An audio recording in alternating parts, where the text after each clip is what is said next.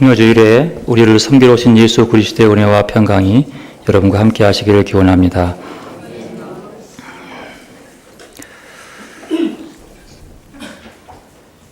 여러분이 열심히 신앙생활하다가 어느 날 드디어 에덴 동산을 발견했습니다.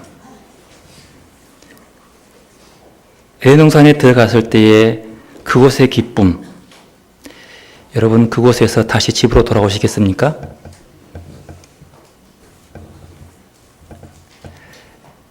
에덴 동산을 찾았다.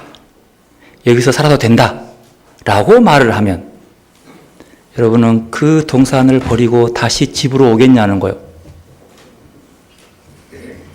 모르겠죠? 안 가봐서.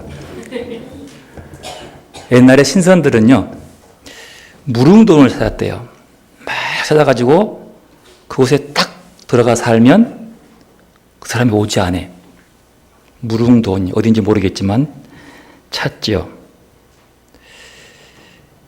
예수님께서 베드로와 야고보와 요한을 데리고 변화산으로 올라갔습니다.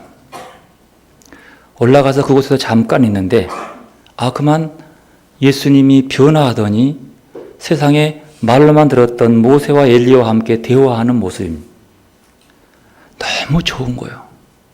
날씨가 시원할 뿐만 아니라 그 변화된 모습이 너무나 황홀하고 어떻게 죽은 지 600년, 800년 지난 그 사람과 다시 대화하는 그 장면이 너무 좋아서 베드로가 말합니다. 뭐라고 그래요? 여기가 좋사오니 초막 짓고 여기서 삽시다. 당연하지 않겠습니까? 눈앞에 이 아름다운 광경을 놓고 놓치기가 싫은 거죠. 지금까지 자기의 모든 것들을 다 버려두고 예수를 따라왔고 열심히 말씀을 듣고 따랐고 또 말씀대로 순종했고 섬겨왔고 누구보다도 예수님께 칭찬받았던 그런 사람. 그래서 특별한 은혜를 입어서 딱 3명만 뽑았는데 거기서 뽑혀가지고 올라간 곳에서 그걸 봤어요. 얼마나 감사하겠습니까?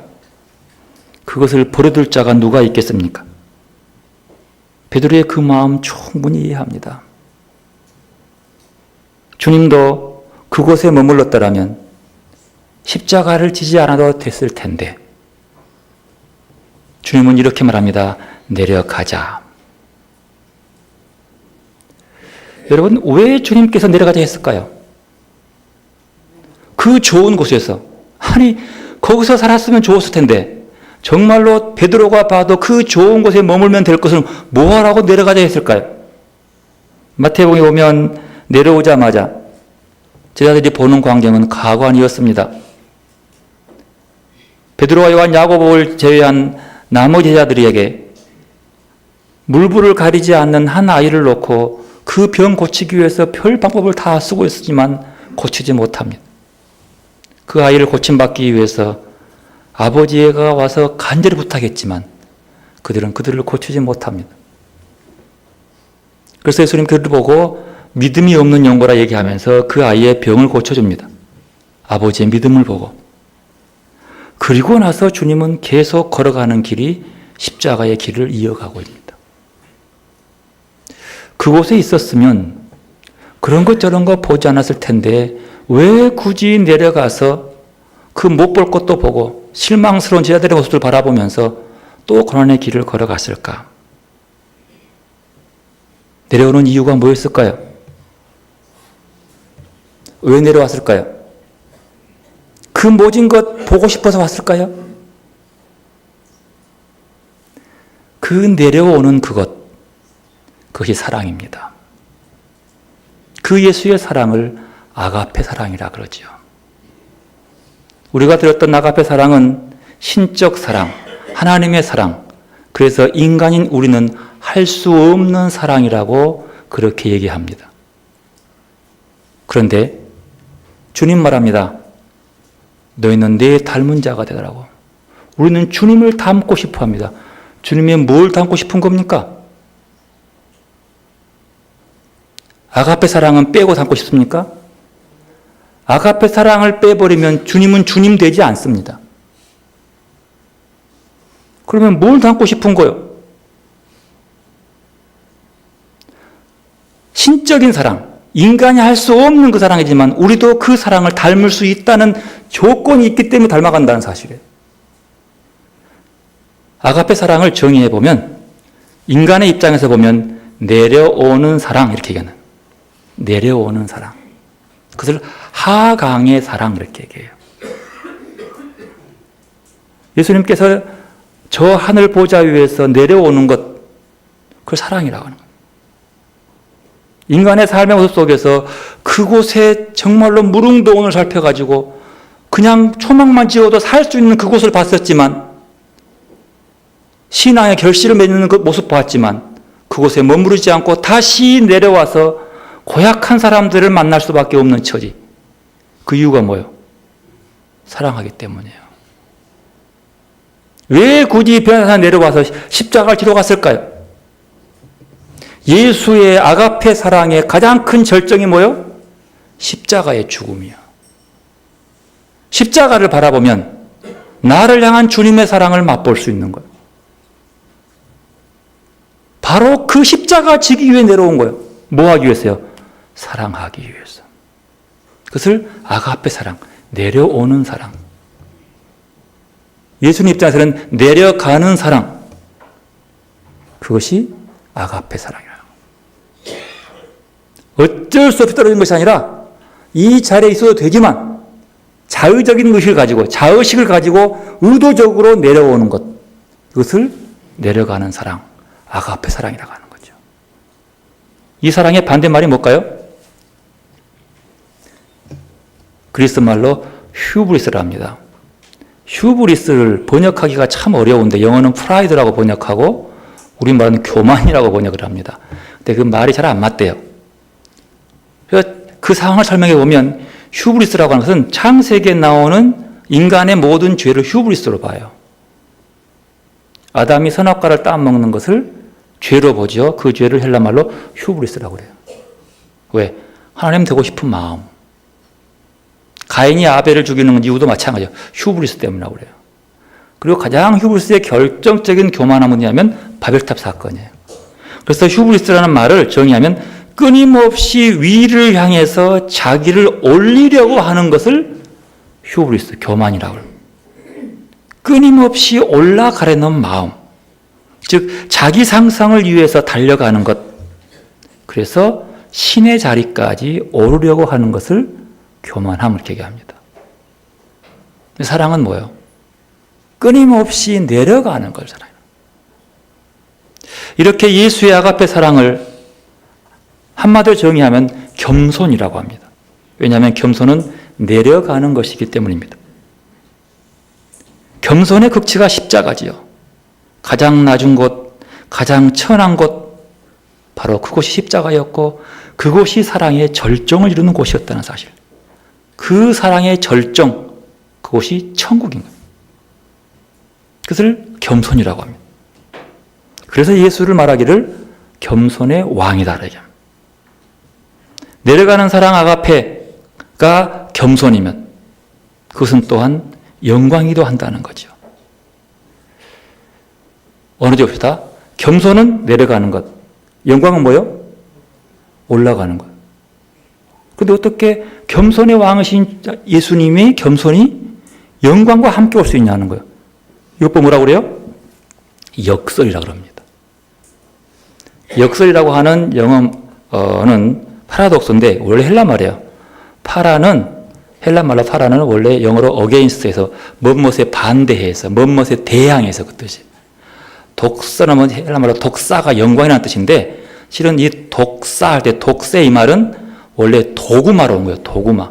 도구마는 이론, 교리, 교회의 교리 이걸 도구마라고 그래요. 그러니까 역설은 뭐예요? 도구마에 대항하는 것을 역설이라고 그래요. 도구마에 반대하는 것. 좀 어폐가 있죠. 이론에 반대하는 것. 이것을 역설이라고 합니다. 그런데요. 모든 진리는 역설로서만 설명이 가능하답니다. 참 이상하네. 인간의 논리로 이해할 수 없는 부분이 진리예요. 역설만 가능한 거예요. 여러분 어떻게 가장 높은 자는 하나님이 사람이 된다고 불가능한 일이잖아요. 있을 수 없는 일이에요. 겸손함, 역설, 어떻게 하나님의 아들의 능력의 하나님이 십자가일 수 있냐는 거예요. 그건 불가능한 일이에요. 그건 역설이라고 그러는 거예요. 하나님이 인간이 된 것도 역설, 성육신의 진리도 역설이에요. 이해 못하는 거죠. 교리로 안 맞아요. 그래서 베드로가 못가게 멱살을 잡지요. 역설이기 때문에 그러는 거예요. 그렇지만 중요한 것은 그 역설이 진리라는 거죠. 아가페는 역설이요. 역설로만 설명되는 진리. 구원의 진리도 마찬가지라는 거죠. 오늘 빌립보서의 본문은 그리스도의 겸손과 영광이 역설에 대한 진리를 얘기합니다. 그리스도의 겸손과 영광의 역설. 겸손은 가장 높은 자리에서 가장 낮은 자리로 내려가는 것을 겸손이라고 했습니다. 그리스도는 하나님의 본체이시지만 사람의 모양을 쥐고 나타나셨고 사람 가운데서도 종의 형체를 가지고 죽기까지 복종하시고 실제로 십자가에 죽었습니다. 영광은 뭐예요? 가장 낮은 자리에서 가장 높은 자리로 올라가는 것을 영광이라고 해요. 십자가에 죽으신 그리스도는 모든 이름 중에 뛰어난 이름을 갖고 하늘과 땅의 모든 자가 그 이름에 무릎을 꿇고 입으로 그리스도를 주라 시인하며 합니다. 이 같은 행위들로 사람들은 하나님께 영광을 돌렸다라고 얘기합니다. 겸손과 영광의 역설, 그것을 극과 극으로 보는 거예요. 결코 인간의 이성으로 이해할 수 없고 오직 하나님만의 섭리로만 가능한 역설. 교만한 자는 높아질 것 같지만 오히려 멸망하고 겸손한 자는 낮아질 것 같지만 오히려 높아진다는 것이 잠언 18장의 잠언서의 교훈입니다. 오늘 본문의 말씀에 대한 극과 극의 역설은 각각의 특징이 있습니다. 그리스도의 겸손이 가진 특징이 뭐냐? 그것은 그리스도의 자기 의지였다고 하는 거죠. 즉 말하면 하나님과 동등하게 여기지 않았고 자기를 비워 사람이 되셨고 자기를 낮추어 죽기까지 복종하고 십자가에 죽으신 것은 바로 예수님 자신의 뭐요? 의지. 자기 의지적 결단을 통해서만 가능한. 그래서 하나님 아버지의 명령을 그리스도가 자기의 의지로 응답하는 것이 낮은 곳으로 내려오고 십자가로 가는 거예요. 요한복음 10장 18절 이렇게 말합니다.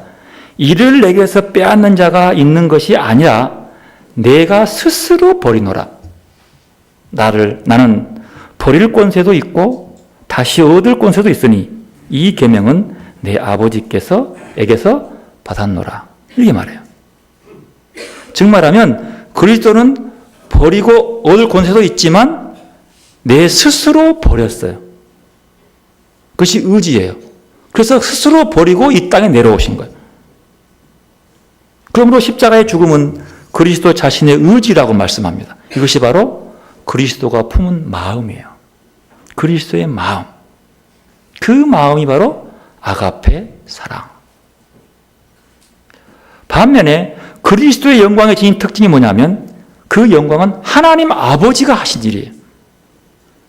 그리스도를 지극히 높이고 뛰어난 이름을 주고 모든 자가 그리스도의 이름에 무릎을 꿇고 모든 입으로 주라 시인하는 것은 그리스도가 스스로 하신 것이 아니라 하나님이 하신 일이라는 사실입니다.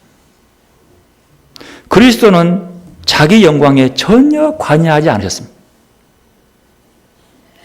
그리스도가 자기의 의지를 갖고 겸손한 것은 자기의 영광을 목적으로 한 것이 아니에요.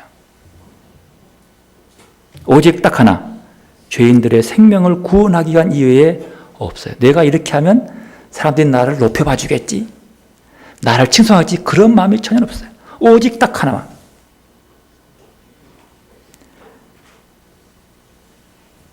영광을 목적으로 하는 그것은 겸손이 아니죠. 그리스도는요, 겸손을 통해서 자기의 소명을 완성합니다. 영광은 누가 해요? 하나님이 하실 일이고, 그리스도는 영광을 목적으로 겸손하지 않습니다. 오직 겸손의 의지로만 가고 그 나머지는 아무 관여하지 않습니다. 따라서 그리스도인들은 그리스도의 모범을 따라야 하는데 죄인의 생명을 위하여 자기를 낮춰 겸손해야 합니다. 이때 영광을 계산하고 겸손해선 안 됩니다. 우리의 겸손함, 우리의 낮아짐, 우리의 어려운 사람 도와주는 것이 내 영광을 위한 것이면 위선이라고 그래요. 영광을 목적으로 하는 겸손, 가식이고 위선이요. 그는 이미 상을 받았느니라 말합니다. 이런 행동이 바리새인들의 행동이고, 바리새인들은 자기의 영광을 위해서 그 목적을 이루기 위해서 기도하고, 그 목적을 위해서 예배하고, 그 목적을 위해서 구제하고, 그 목적을 위해서 의롭게 살아왔어요.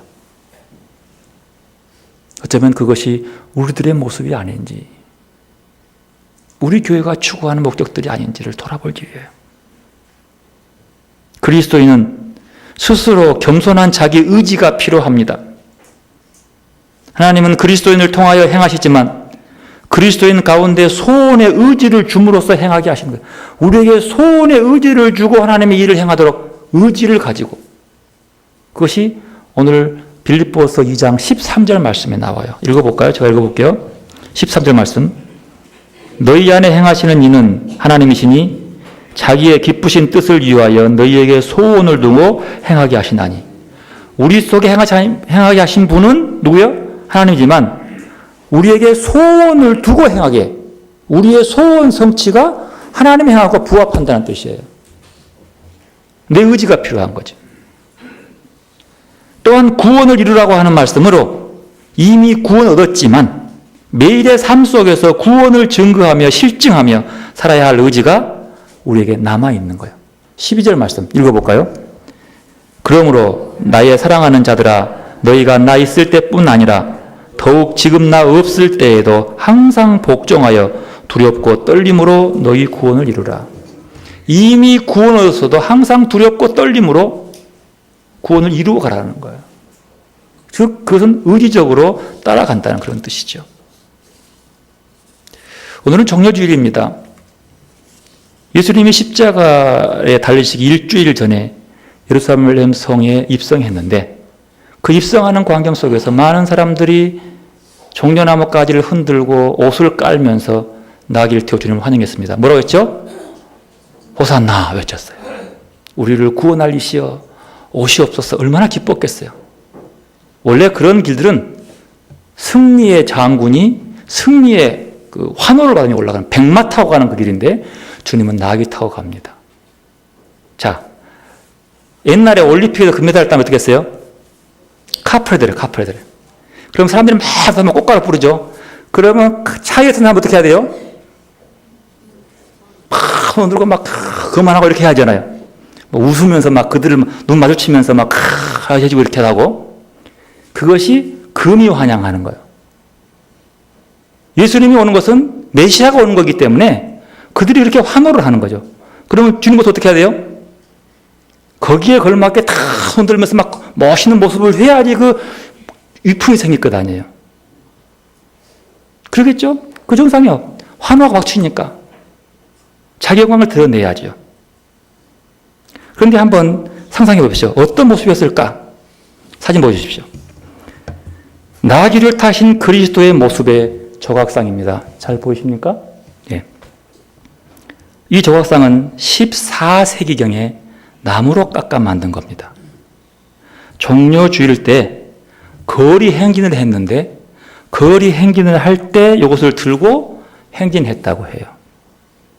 자세히 보십시오.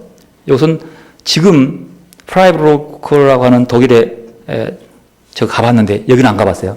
거기 있는데 아우스틴 수도원의 박물관에 있는 나귀를 타신 그리스도라는 제목의 조각상입니다. 잘 보십시오. 지금 이 모습은 호산나를 외치는 군중들 사이를 나귀를 타고 지나가는 예수의 모습이에요. 어떻게 보이십니까? 예. 좀, 이번 사진 보십시오. 자, 얼굴 보십시오. 이 얼굴 사진을 보십시오. 막 꽃을 뿌리고 막 가부키를 흔들고 환영하는 사람들의 모습을 맞이하는 모습입니까? 좀 더 우울합니까? 그 눈빛이 어디를 향하고 있는 것처럼 보이십니까? 이 조각상의 실제 조각상을 바라봤던 분의 감상평이 이렇습니다. 그리스도의 얼굴은 넓은 이마에 길고 좁은 모습입니다. 깊게 파인 눈과 긴 머리카락, 그리고 짭찝한 두 줄로 갈라진 수염은 그분이 겪은 고난의 신비를 독특하게 말해주는 듯합니다. 예수님이 나귀를 타고 예루살렘에 들어서자 사람들이 그분에게로 몰려들었습니다. 종려나무 가지를 손에 들고 흔들며 호산나를 외쳤습니다. 그렇지만 예수님의 마음은 환호하는 그들에게 가 있는 것이 아니라 다른 어떤 것을 향해 몰두해 있는 듯한 모습입니다. 1번 보십시오. 그림 임하 보십시오.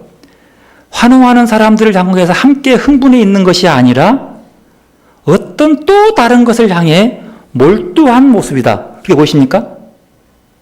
뭔가 딴 생각하고 있는 것처럼 보여요. 그분은 군중들의 흥분에 같이 빠져들지 않으셨습니다. 그들에게 손을 흔들지도 않으셨습니다. 다만 그 눈빛은 충동에 사로잡힌 청중들의 그 함성, 저 너머에 가로놓여 있는 그 어떤 것을 향하고 있습니다. 그 너머에 그 무엇, 배반에 쓰디쓴 길, 고문, 십자가의 죽음 등을 미리 내다보고 계신 듯합니다. 주변 사람들 중 아무도 눈치채지 못한 그 일을 생각에 깊이 잠겨있는 듯한 그 눈은 이미 그 다가올 일을 간파하고 있는 듯합니다. 그분의 넓은 이마는 모든 지각을 뛰어넘어 미래에 일어날 그 어떤 것을 미리 염두에 두시는 듯 보입니다. 즉 그분의 눈앞에 전개된 온갖 소람과 움직임과 시끄러움 그 너머를 보고 계신다는 거예요. 환호하고 박수치며 호응하는 떼거리로 몰려와서 웅성거리는 그 너머의 그 무엇, 그분의 시선에 있는 저 환호의 이면에 있는 군중들의 초라한 실존적 현실, 금방 변해버릴 저 환호 소리. 헨리 나우에는 이 조각상을 바라볼 때마다 이렇게 고백합니다. 그분이 나의 온갖 죄악과 수치를 꿰뚫어 보시면서도 여전히 한없이 용서와 자비와 긍휼로 나를 사랑하고 계신다는 사실. 저 우울하고 저 한쪽 눈으로 저 딴 곳을 바라보며 그 환호에 호응하지 않는 그 모습 속에서 나우에는 자기의 부끄러운 모습을 지켜보면서 그리고 그 앞에 자비와 사랑을, 그분의 사랑을 보는 눈. 주님은 흥분한 군중들의 환호에 휩쓸리지 않고 그 너머에 있는 인간의 비참함과 죄성과 강팍한 마음을 보시면서도 사람들을 향한 자비로우신 사랑을 함께 보고 계신,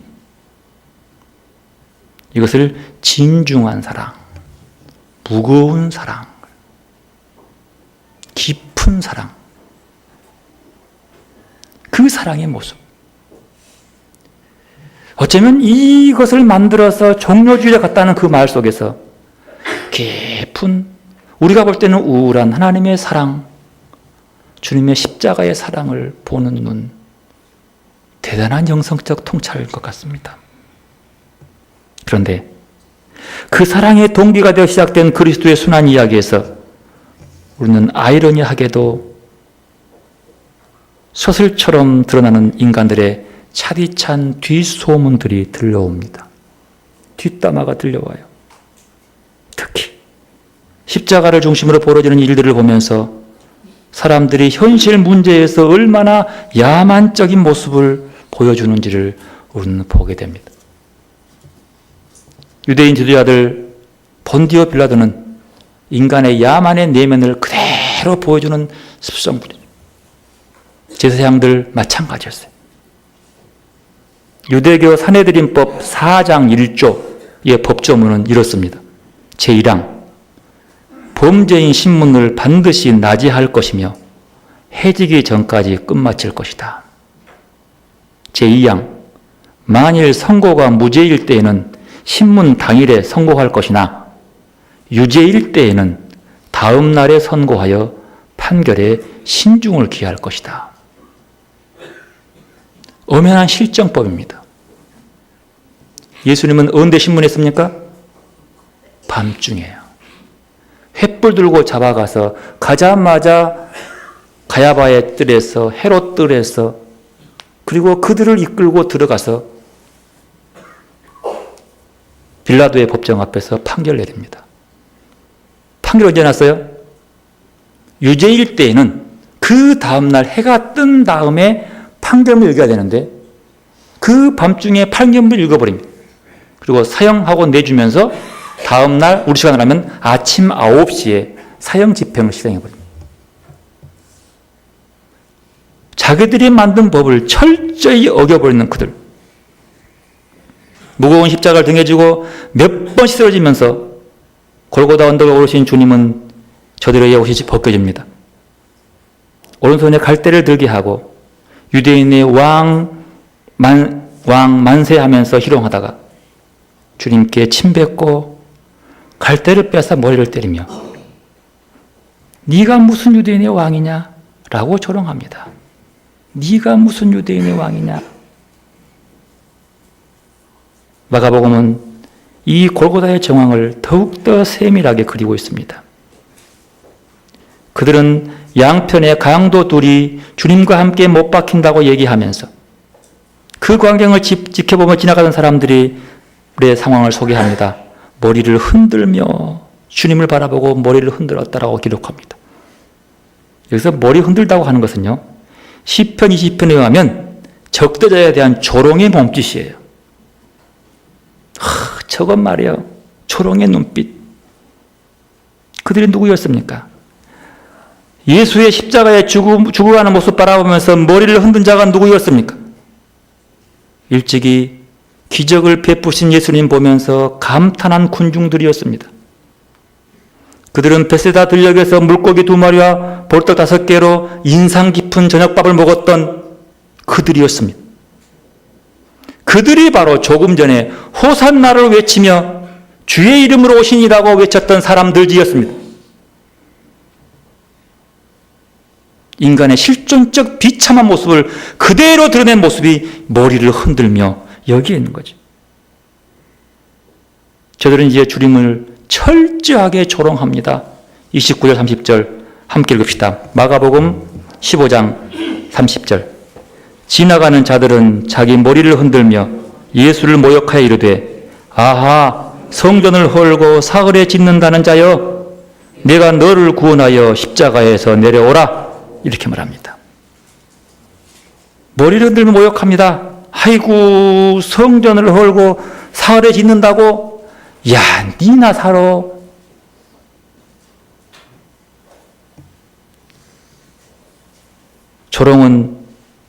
이 조롱은 주님이 광야에서 시험 받을 때 마귀가 했던 시험과 같습니다. 제사장들과 서기관들은 서로 말을 주고받으며 주님을 희롱합니다. 그가 남을 구원하였으되 자기는 구원할 수 없다. 별것 아니구만. 말만 살았네. 라면서. 더 기가 막힌 것은 주님과 같은 처지에 놓여있는 두 강도의 모습입니다. 32절 한번 읽어봅시다. 이스라엘 왕 그리스도가 지금 십자가에서 내려와 우리가 보고 믿게 할지어다 하며 함께 십자가에 못 박힌 자들도 예수를 욕하더라. 이스라엘 왕 그리스도가 십자가에서 지금 네 내려오고 우리도 살려주고 그러면서 욕하는 거야. 아이고 뭔 네 헛소리 하고 있느냐. 정말로 슬픈 얘기지 않습니까? 죽어가는 자신의 처지도 모르면서 그 아픔을 함께 조금도 아파하지 아니하게 남 탓, 남 흉보기에 바쁜 사람들. 어쩌면 사람은 이렇게 남 헐뜯고 흉보는 재미로 사는 것 같습니다. 얼마나 재미있으면 십자가에 지가 죽어가면서 남 흉보고 죽어가는 거예요. 어쩌면 이게 우리 인생이 아닌가요? 주님은 이렇게 조롱과 욕과 비웃음 속에서 그 인생의 마지막을 맞이하고 있습니다. 십자가에서 내려와서 니부터 구원해라고 하는 그 말이 어쩜 그렇게 마음을 오랫동안 짓누르고 있는지요? 왜냐고요? 사실 우리의 마음 속에도 이런 생각들이 고여 있을 때가 얼마나 많은지요. 이해와 사랑, 연민보다는 판단과 비판에 익숙한 비웃음과 냉소에 익숙한 것이 내 모습이 아닌가요? 우리들의 모습이 아닌가요? 주님은 바로 그 비웃음과 냉소에 휩싸여서 인생의 가장 힘든 순간을 지나고 있습니다. 그러나 주님은 묵묵히 그 쓰리고 아픈 십자가를 감내합니다. 왜냐하면 십자가에 그대로 머무는 것이 아버지 하나님의 뜻이었기 때문입니다. 거기에 인류를 구원할 수 있는 길이, 그것이 그의 사명이었기 때문입니다. 조롱소리의 발끈에서 내려왔더라면 우리의 구원은 어디로 갔겠습니까? 세상의 지혜로는 이 십자가를 그래서 절대로 이해할 수 없습니다. 십자가는 무력하며 패배요, 수치요, 손실이요, 좌절이기 때문입니다. 그래서 세상의 십자가는 바보가 아니면 선택할 수 없는 길. 그러면 우리는 십자가를 달리신 주님을 어떻게 바라보아야 합니까? 바로 조롱의 대상이 아니라 경외의 대상임을 깨닫게 되는 거죠. 그 깨달음 속에서 얻어지는 것이 역설이에요. 진리는 여기 있는 거예요. 인간을 향한 사랑이 너무도 순수했기 때문에, 아버지를 향한 순종이 너무나 완벽했기 때문에 오는 그 순수하고 어리석어 보이는 모습, 거기에 사랑이 있고 진리가 있는 모습입니다. 이사야 50장 5절부터 고난받는 종의 모습을 이렇게 그리고 있습니다. 주 여호와께서 나의 귀를 여셨으므로 내가 거역하지도 아니하며 뒤로 물러가지도 아니하며 나를 때리는 자들에게 내 등을 맡기며 나의 수염을 뽑는 자들에게 나의 뺨을 맡기며 모욕과 침뱉음을 당하여도 내 얼굴을 가리지 아니하였느니라. 주 여호와께서 나를 도우심으로 내가 부끄러워하지 아니하고 내 얼굴을 부싯돌같이 굳게 하였으므로 내가 수치를 당하지 아니할 줄 아노라. 어디서 이런 여유와 힘이 생기는 걸까요? 그 고통 앞에서 어디서 이런 여유로움과 넉넉함이 생기는 걸까요? 이사야 50장 8절 이렇게 말합니다. 나를 의롭다 하시는 이가 가까이 계시니 나와 다툴 자가 누구냐? 나와 함께 설지어다. 나의 대적이 누구냐? 내게 가까이 나아올지어다. 여기에 그분의 힘이 있습니다. 나를 의롭다 하신 이가 가까이 계시니. 여러분, 예수님은 이를 악물고 그 고난을 견딘 것이 아닙니다. 아니, 이를 뿌득뿌득 깔면서 훗날의 복수를 꿈꾸면서 그들의 조롱을 견딘 것이 아닙니다. 바로 그 감당할 수 있는 힘은 자기 가까이 계신 하나님께로부터 온다는 사실.